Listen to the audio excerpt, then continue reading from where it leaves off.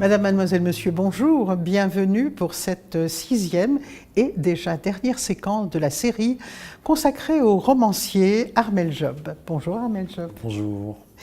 Nous allons clôturer cette série en jetant un regard sur le monde, le regard du romancier dont vous disiez dans une précédente émission qu'il est un peu à la façon d'un démiurge, celui qui peut dévoiler, celui qui peut faire entrer dans la tête, dans le cœur, dans le cerveau des personnages, ce qui nous est tout à fait inaccessible dans la vie quotidienne.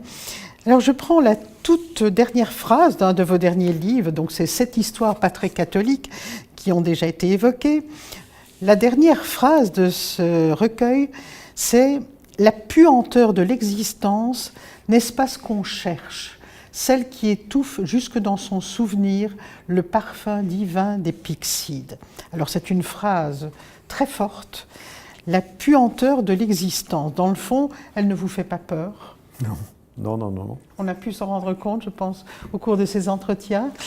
Et quel regard est-ce que vous portez sur ce monde qui effectivement exhale parfois des puanteurs chez nous, et puis des petites puanteurs quotidiennes, communales et autres, et puis bien sûr sur le plan international aussi des choses encore plus fétides. Quel est votre regard sur le monde dans lequel nous vivons aujourd'hui? Est-ce qu'il est optimiste? Est-ce qu'il est plein d'espérance? Enfin, c'est quoi? Oui. D'abord, par formation, je suis philologue classique, donc ma culture, c'est la culture de l'Antiquité. J'ai beaucoup étudié l'Antiquité, j'ai beaucoup traduit et essayé d'enseigner à mes élèves la pensée des auteurs de l'Antiquité. Et il y a évidemment une chose qui apparaît immédiatement quand on se penche sur la pensée et sur la société antique, c'est que finalement, elle ressemble très fort à la nôtre. On parle par exemple aujourd'hui des problèmes de corruption chez les hommes politiques. Et vous voyez la corruption dans la démocratie athénienne. Qu'on va représenter aujourd'hui. Oui, on fait un mythe. Voilà, on a fait une espèce de modèle désincarné en disant les Athéniens ont inventé la démocratie, c'était parfait, les citoyens votaient tous les jours.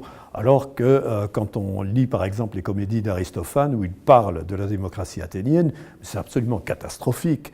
La démocratie athénienne était entre les mains de leaders corrompus, de tribuns qui abusaient en permanence le peuple, qui diffusaient des nouvelles absolument fausses. Des fake news.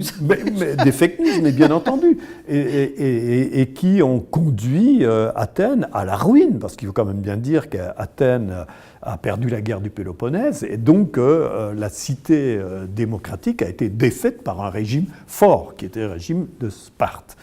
Donc, pour ne prendre que cet exemple, je ne pense pas qu'aujourd'hui on soit dans un monde vraiment différent du monde des mondes qui nous ont précédés.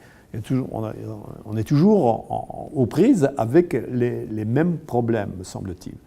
La dimension supplémentaire aujourd'hui, évidemment, c'est le risque que les hommes font courir à la planète, à la vie elle-même.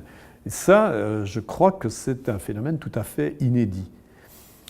Et ce que je pense, c'est que tout de même, nous nous situons dans un courant qui dépasse chaque individu, qui est le courant de la vie elle-même. La vie est apparue tout à coup dans l'univers. Je ne sais pas si elle est apparue à de nombreux exemplaires. Apparemment, jusqu'ici, en tout cas, nous n'avons la preuve de la vie que sur notre planète. Et elle apparaît comme un phénomène, si on y réfléchit, comme un phénomène absolument inutile. Ça sert à quoi, la vie? Ça fabrique des êtres vivants qui vont se multiplier, qui vont se répandre sous des formes d'une ingéniosité extraordinaire et qui nous démontrent en tout cas qu'il y a quelque chose d'absolument d'absolument radical et universel dans le phénomène de la vie, c'est cette volonté, dirait-on, je le dis entre guillemets, puisque évidemment je ne veux pas faire de l'anthropomorphisme, mais il y a manifestement dans la vie quelque chose qui la pousse à se développer de toutes les manières possibles. Alors que ce n'est pas nécessaire. Si on y réfléchit bien, on pourrait se contenter d'une seule sorte de fleur. Oui. Pourquoi est-ce qu'il y a tant d'espèces d'animaux? Pourquoi est-ce qu'il y a tant d'insectes? Il y a donc une profusion de la vie qui devrait nous amener, me semble-t-il, à mieux réfléchir à notre situation, à nous, dans la vie. Moi, ce que je pense, c'est que nous sommes des parcelles de la vie et que nous devons donc aussi travailler à ce phénomène général de l'expansion de la vie. Nous occupons dans le vivant une position tout à fait exceptionnelle. Oui. Bien sûr, je sais qu'aujourd'hui, beaucoup de scientifiques essayent de montrer qu'entre l'animal et l'homme, il n'y a peut-être pas l'abîme que l'on a imaginé autrefois, mais tout de même, jusqu'à preuve du contraire, nous sommes le seul animal conscient. Et donc, par notre conscience, nous avons certainement, dans le contexte de l'évolution générale de la vie, me semble-t-il, nous avons un rôle à jouer. Notre conscience est là pour favoriser la vie, pour mieux assurer son expansion. Ça, c'est une chose à laquelle je crois beaucoup. Et il me semble que nous ne devons pas nous décourager parce que nous ne sommes qu'un petit élément de la masse humaine. Je crois beaucoup à la fameuse théorie du papillon. Oui.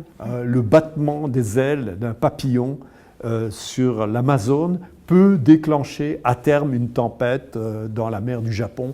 La théorie est bien connue.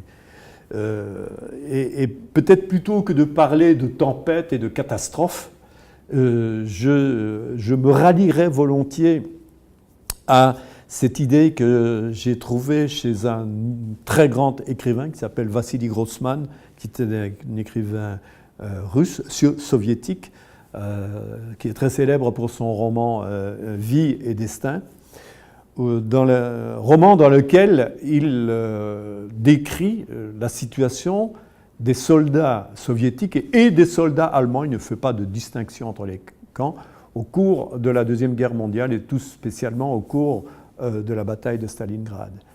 Et il raconte une petite histoire que je me permets de raconter ici, qui est la suivante.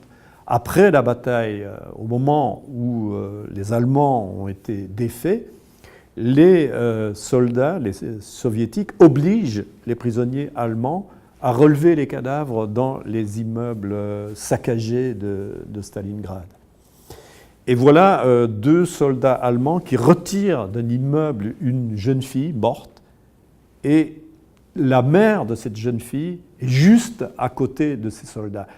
Elle, prise de rage, elle veut saisir une brique dans les débris qui sont à ses pieds pour frapper ces hommes, ce qui se faisait couramment sous l'œil tout à fait indifférent des soldats soviétiques, mais elle ne parvient pas à arracher la brique parce qu'elle est gelée.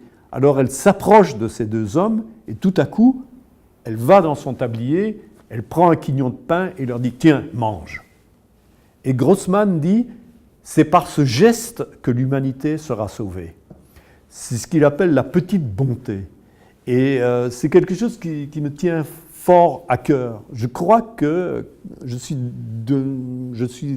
de la vie de Grossman. Je crois que nous pouvons être submergés par la laideur du monde, par les horreurs que nous voyons autour de nous. Mais avec Grossman, je pense que par ces gestes de petite bonté, l'humanité, le fond de l'humain reste vivant et que c'est notre rôle à chacun de poser ces gestes de petite bonté. Dans le fond, vous avez une foi profonde en l'humain, en l'être humain, en l'humanité de l'être humain. Oui. Parce que, si je vous entends bien, d'une part, Il y a une espèce d'invariance de l'âme humaine depuis les temps de l'Antiquité jusqu'à aujourd'hui, où finalement on reproduit les mêmes méfaits. Oui. Et en même temps, quand vous parlez de cette conscience, on peut tout de même dire qu'on a peut-être davantage conscience de ce qu'est un individu, du respect qu'on lui doit. Je pense, puisque je suis une femme, au rapport entre les hommes et les femmes, il y a quand même eu, au fil des siècles, une conscience qui s'est affinée. Donc il y a quand même quelque chose qui s'améliore, si je peux dire. Je l'espère, je veux le croire, et je crois que, comme je l'ai dit, je situe cela dans le sens même du courant de la vie. Il me semble que le courant de la vie, c'est l'expansion de la vie, et l'expansion de la vie, c'est l'expansion de l'amour, parce que la vie se développe par l'amour. Oui. Au sens très large. Au sens très large, bien sûr, oui, c'est dans ce sens-là que je veux en parler. Une aimance, bienfaisance, et puis voilà. L'amour sous toutes ses formes. Tout à fait, oui. Alors voilà, non seulement vous êtes un grand écrivain, un écrivain reconnu, un écrivain aimé chez nous, mais vous êtes aussi un grand humaniste. Vous acceptez cette qualification? J'essaye d'être un humaniste, oui. Voilà, alors j'ai envie de dire, pour clôturer cette série, d'abord vous remercier infiniment de tout ce que vous nous avez fait partager, de ce que vous êtes, de votre travail aussi, de votre regard sur le monde. Et puis surtout, j'espère que ça donnera vraiment envie à nos téléspectatrices, téléspectateurs de se replonger, de se plonger, de découvrir, de redécouvrir chacun de vos livres, parce que c'est véritablement un plaisir. Et puis ce sont de belles leçons qui nourrissent notre humanité. Merci infiniment, Armelle Job, et puis au prochain livre qu'on a vraiment déjà envie de lire. Merci. Merci beaucoup.